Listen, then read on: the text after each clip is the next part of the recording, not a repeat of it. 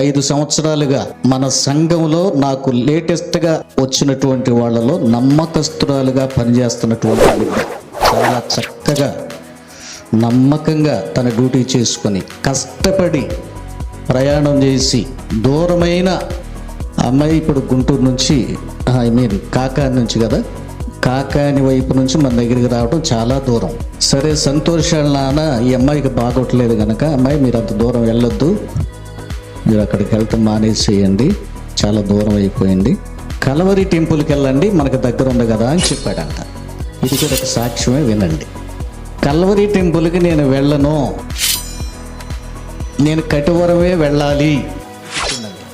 ఆయన ఏమన్నాడంటే Calvary temple చాలా పెద్ద టెంపుల్ కదా, 2 మనకు దగ్గర ఉంది కదా, 3 ఎస్.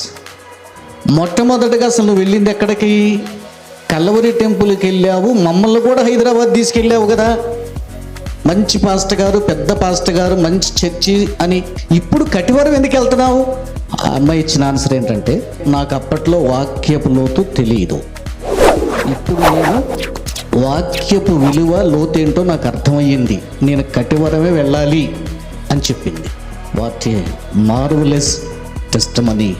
అవర్ చర్చ్, మన సంఘానికి ఉన్న ఒక గొప్ప సాక్ష్యం ఇది. దీన్ని బట్టి నా హృదయం చాలా సంతోషించింది.